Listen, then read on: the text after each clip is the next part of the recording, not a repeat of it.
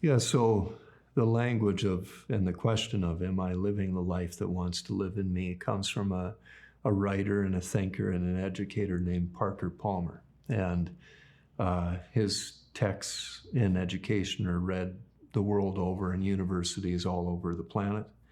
And he's a brilliant and very wise man.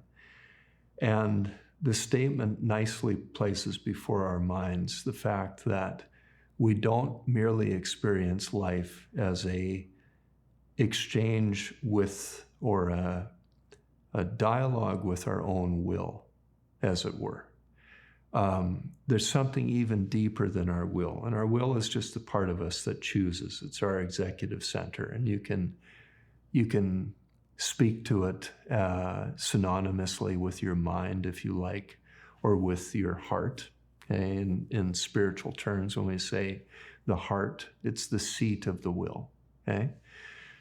But our will is not all that we have, and it's not all that we're made of. The ancients refer to this term soul.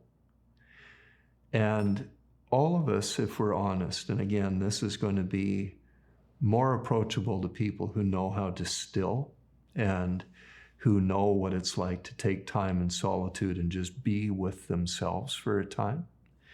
But people who have taken that risk and go into those spaces realize that there's a deeper aspect of the self.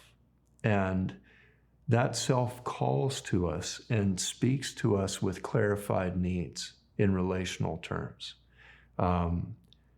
It's the part of us that cries out to our mind when we feel lonely or when we know that we have committed some kind of relational infraction. We've hurt somebody because of our actions, and we're haunted by this voice that keeps showing up. And this voice is always attuned to something even larger, which we might call God. But it calls to us and seeks our well-being on our behalf. It is us, but it is something that we can be distant from. And we experience it as coming to us from the ground up.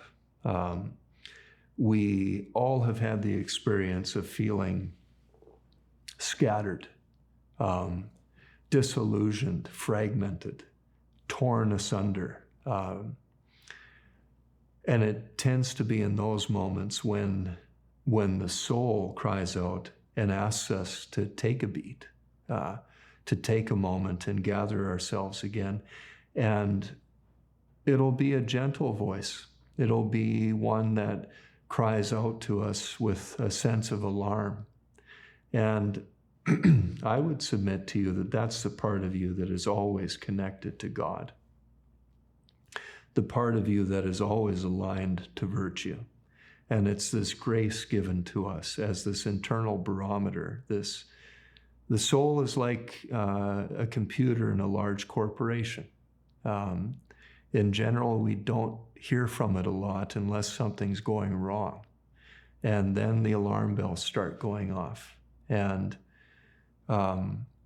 it is the source of the life that wants to live in us. It's this internal barometer given to us by our Maker, tethered to our Maker, that invites us back into alignment with the sources of life that are good for us, the ingredients in life that can serve us and others.